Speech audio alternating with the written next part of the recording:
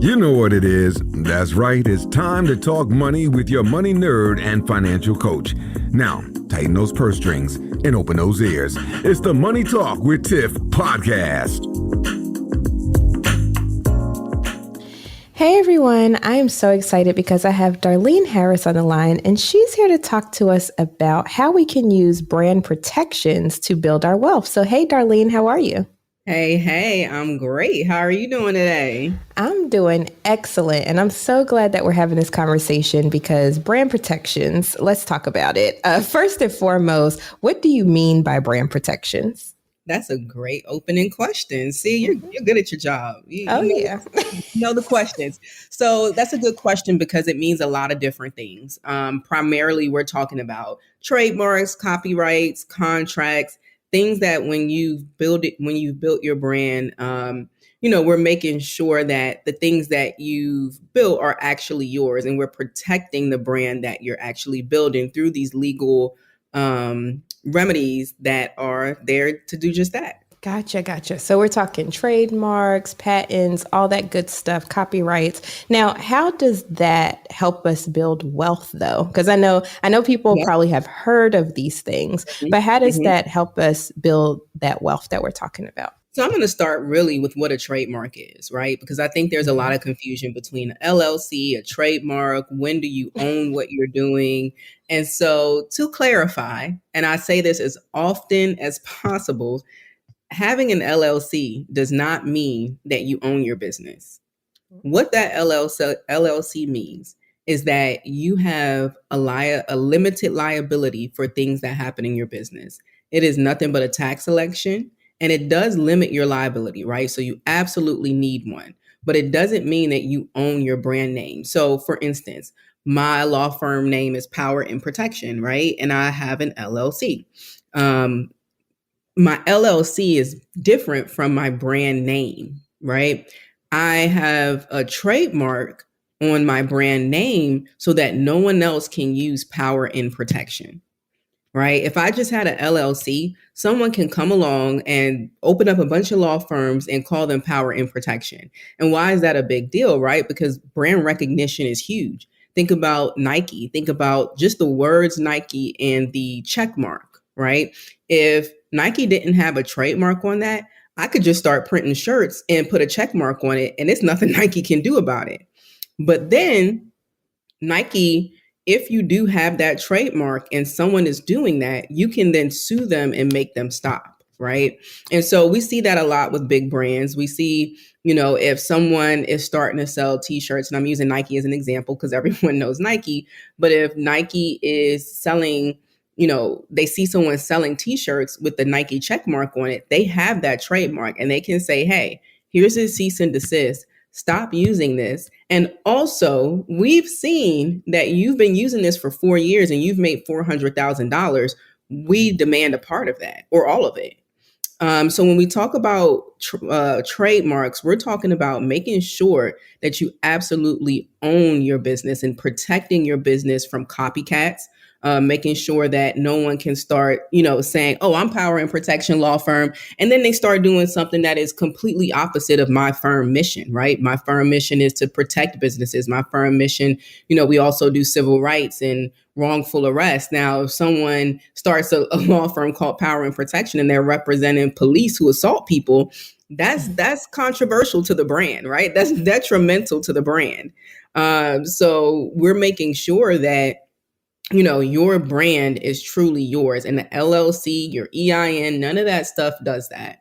The trademark is what makes your brand yours. And then your contracts, that is what keeps those keep things in line. When people aren't paying you, how do you build wealth through contracts? Making sure that people pay you, making sure that contract says, and if you don't pay me, here is a 5% interest rate. And then, other clauses that we would include. So that's a long-winded answer to your question. No, but it's good. And it actually gave me a question that I'm curious about as well. So when we're talking about trademarks, right? So let's just stay here for a minute. Yeah. So let's say somebody has a business name. Let's say, who do we do? Okay. I don't know. I just made that up. So who do we do? They have been using that name for years. They never trademarked that name. And so now when they go to trademark, they see that somebody else has been using it. What do they do in those instances?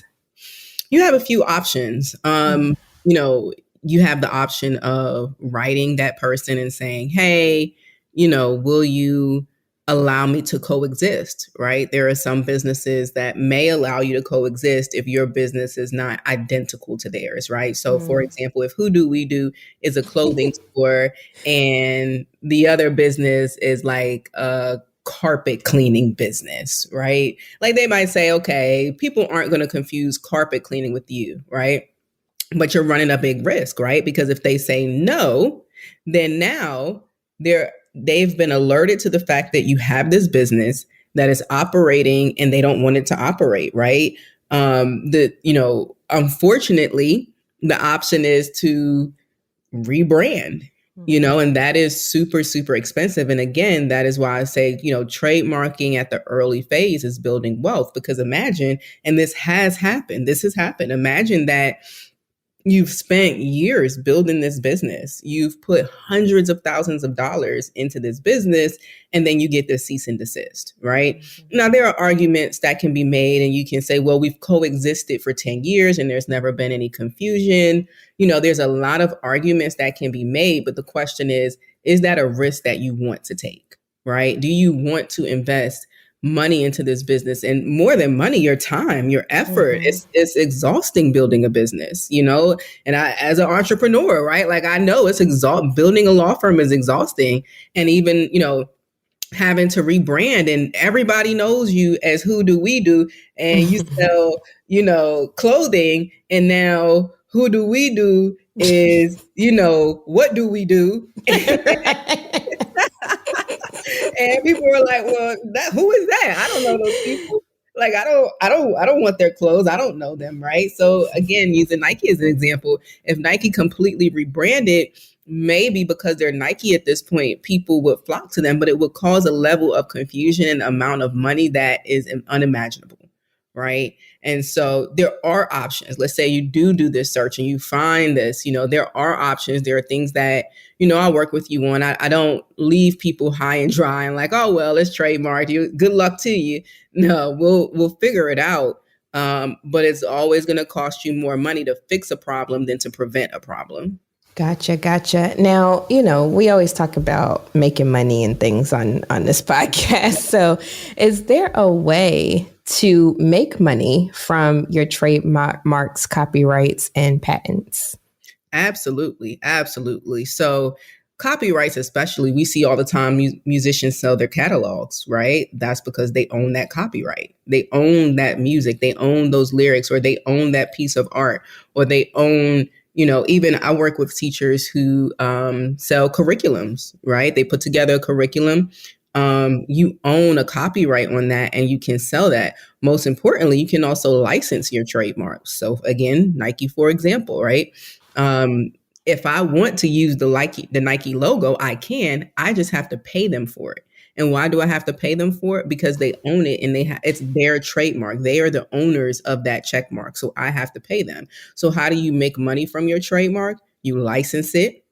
You franchise your business, your merchandising, your brand expansion, allowing, think about, your podcast. If you wanted to say, okay, I have pop-ups in different cities, right? And someone else is hosting that podcast, they have to pay you to use the title of your podcast in that other city. And so there's a lot of ways that you can use that. Your trademark, a lot of people don't know your trademark is considered an asset of your business. If you go to the bank and you want to get a loan and you say, hey, my trademark, my name, my logo, is worth X amount as an asset, that is going to increase how much the bank is willing to give you. Again, imagine how much Nike's logo is worth as an asset when they want loans, as an asset when they want to license it out. And so I think, I'm using Nike as an example because it's a name that everyone knows. But I think that people, the issue that I see most is that people underestimate their business. And when you're a business owner, you have to see your business as Nike, right? A lot of people think, well, my business is not really making any money. My business is not this, not that. But it is, and it will be, and it can be. And that is not something that you want to risk where, I have people now who they're like, oh my gosh, like this is taking off bigger than I expected. I have these people that want to license my name and I don't even have a trademark on it. And now you're behind the curve.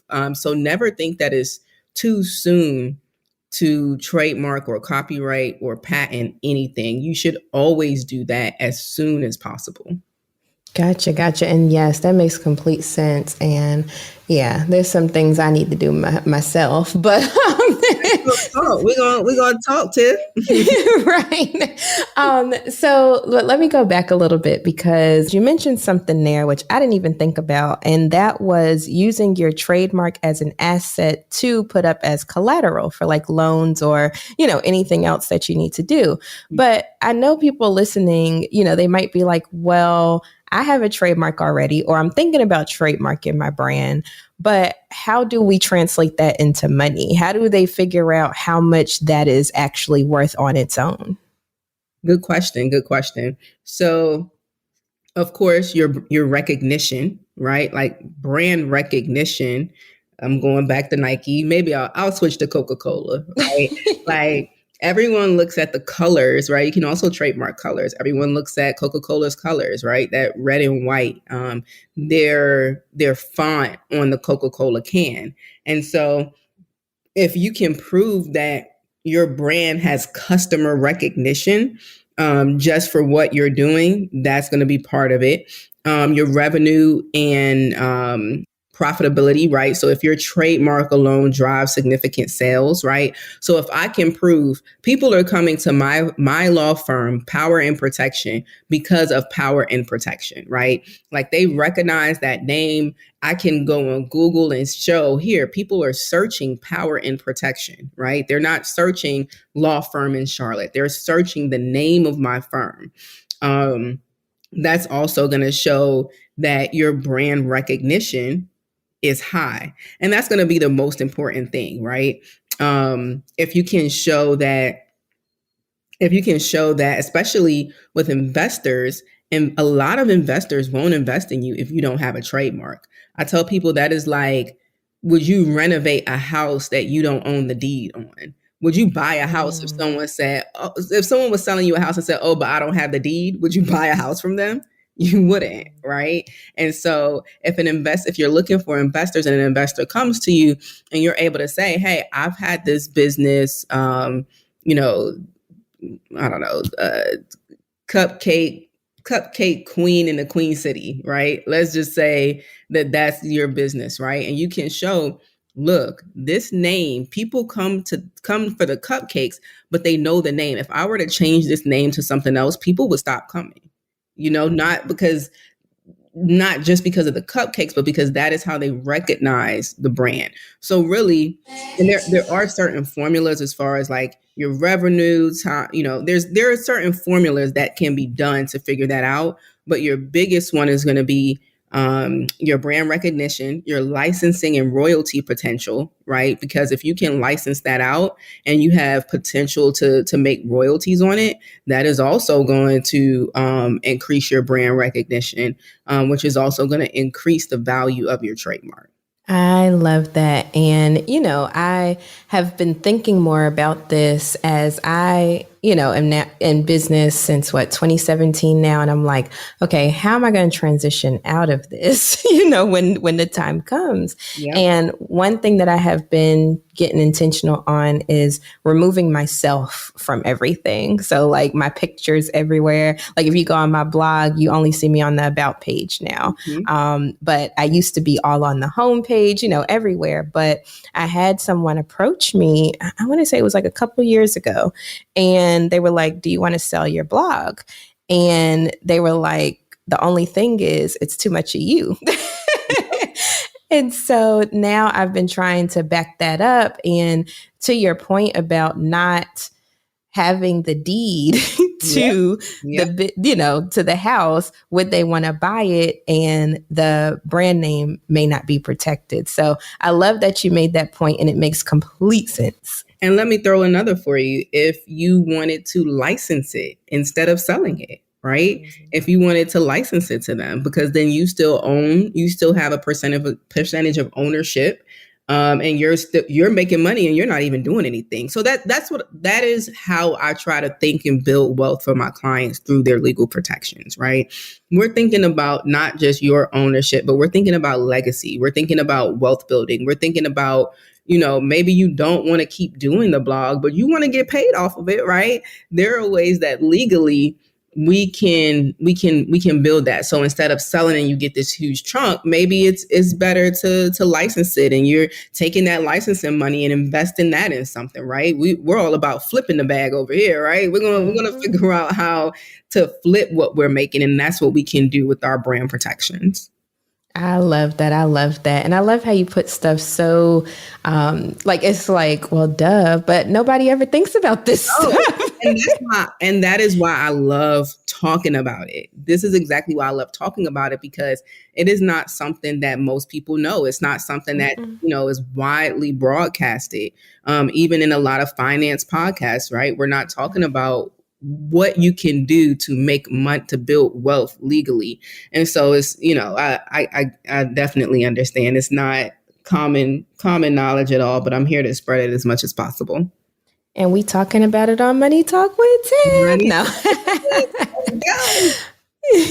But thank you so much, Darlene, for dropping these gems on us today. Now, if people were interested in protecting their brand or their asset, whatever they're trying to do, how could they get in contact with you, or where are you at on social media? Absolutely. So I am on Instagram at Attorney Darlene Harris. Again, that's Attorney Darlene, DarleneHarris on Instagram and TikTok.